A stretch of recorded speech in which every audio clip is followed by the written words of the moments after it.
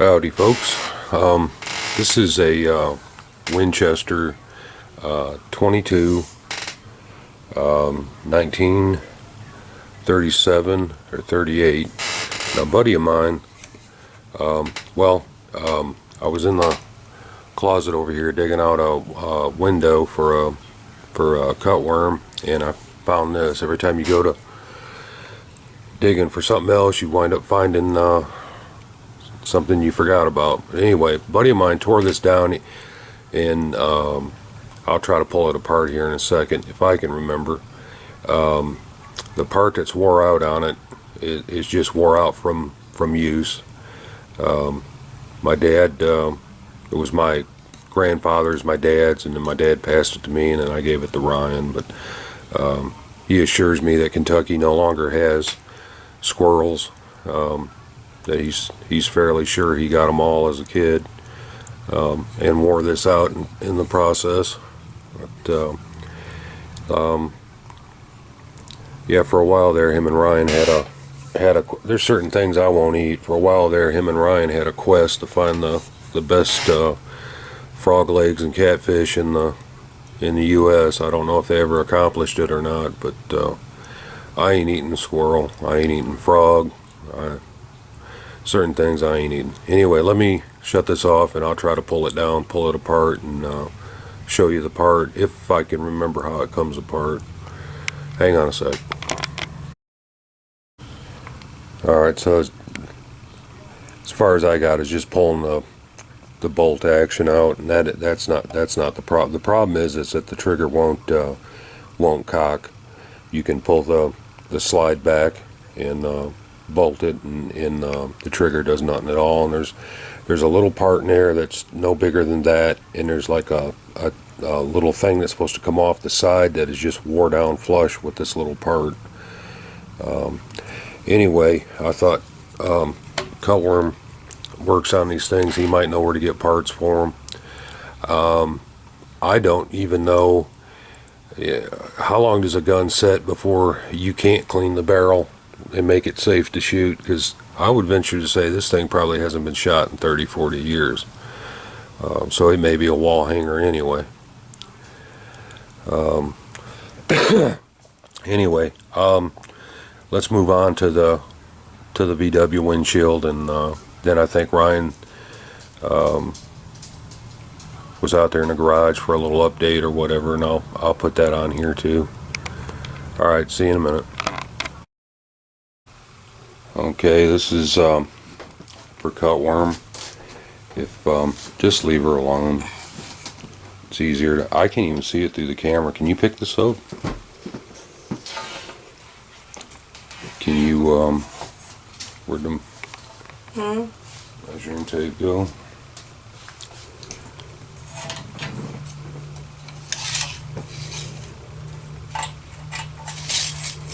I don't know if these are different from year to year. 34 and a half. And let me grab it and do the other direction.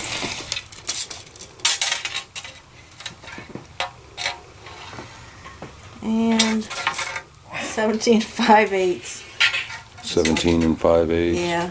But if I'm getting, if you can tell by the curvature of it, if I'm getting good enough. The idea I had too, Steve, if you're watching this, if we're both going to the YouTube get together, might be a lot safer than trying to ship this. Just put it in the car and bring it with me. I'll still check on shipping and get with you on that, and I'm going to turn this off and go out in the garage and see if there's anything else out there Volkswagen related, and I'll bring you back in a second.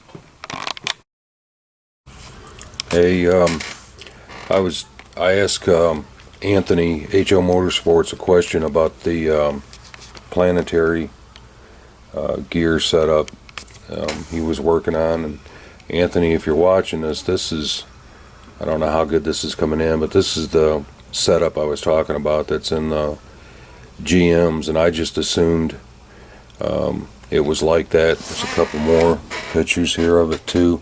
Back this up.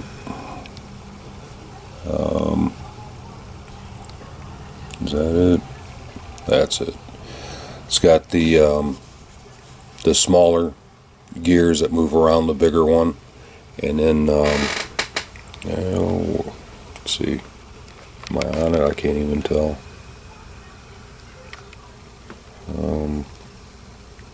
Yeah, so this ring gear right here would slide into that and then let it turn to grab reverse, so it's almost like a manual transmission, but I just assumed the Torque Flight was like that and didn't see it. And yeah, there's really no point. I just didn't see that. So just the differences in transmissions, I guess. And I can't remember whether Ford works like this or not. But anyway, that's really all it was that I was asking. So alrighty, I'll bring you back when there's something else, guys. Hey guys, gonna do a quick update. Had my everyday truck in here, did an oil change. Had to put a tensioner pulley on it. It was squeaking and stuff. Couldn't really tell where it was coming from. Ended up putting another alternator on it, thinking that's what it was. Ended up just being one of them little idler pulleys, cheap universal things. Anyway, it started raining. This window had been out of track for a while. I finally ended up having no choice but to get it fixed. Had the oil. It's all dirty now from messing with it, but it had popped out of the track up here, and then the one back here came out, and it's still got a gap. I don't know if they didn't put the weather stripping in, but there's a gap right here still. So, but if I hold everything up, goes up down like it's supposed to now.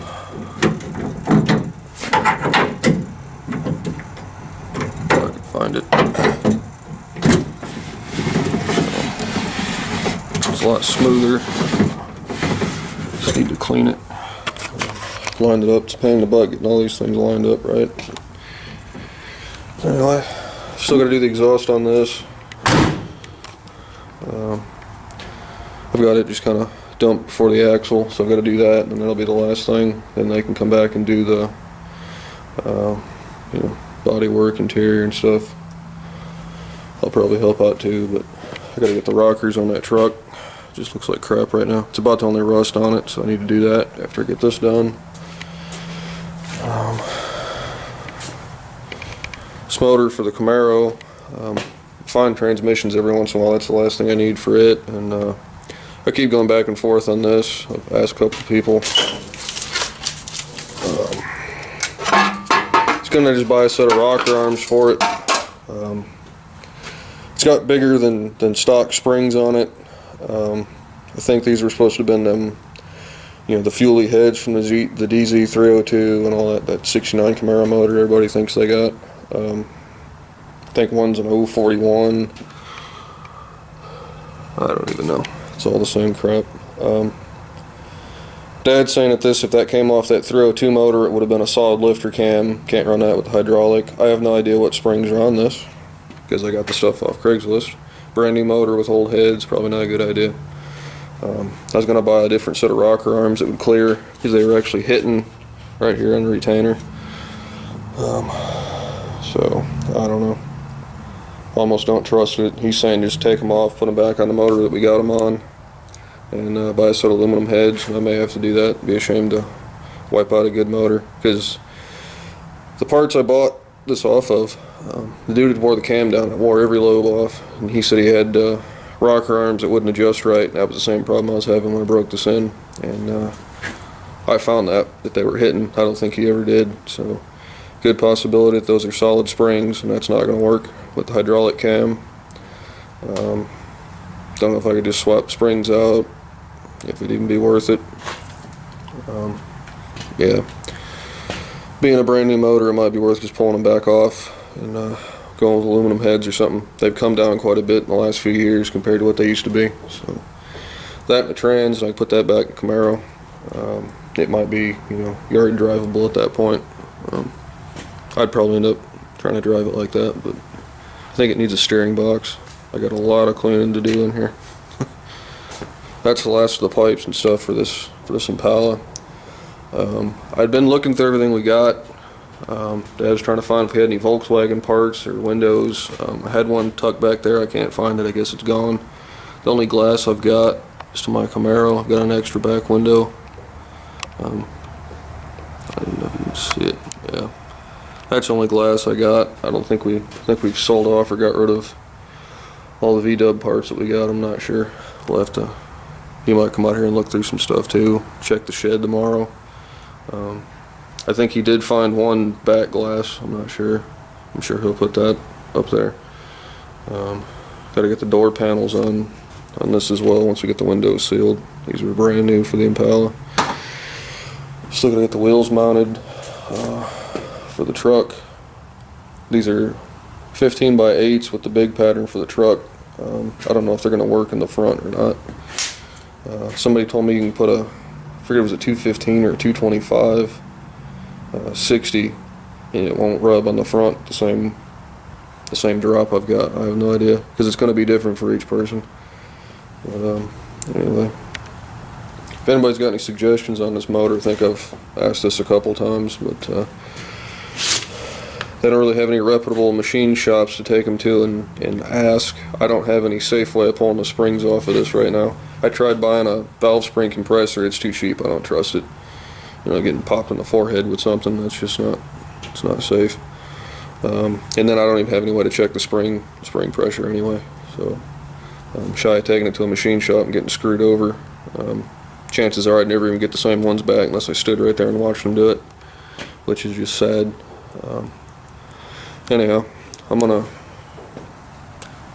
a little bit more time off from work. They'd made some updates at work on some of the machinery and stuff, and some of the parts didn't come in, so we're still down the rest of this weekend. I was supposed to went back to work last week, so I'll get back out here. Got to get some stuff cleaned up. I got all the workbenches cleared off for the most part. Tools are back where they're supposed to be, but just kind of shoved everything in this corner. Yeah, pretty much just need to get the exhaust on this, and that part will be done. I'm gonna get these windows pulled out and reseal them. I think one of them's leaking or something. Start on body work and all the other fun stuff. Have pretty much the hard stuff done at that point. So hopefully I'll have the C10 back into the old truck, doing like the rockers or something like that. At some point this weekend, I hope. We'll see what happens. All right, guys.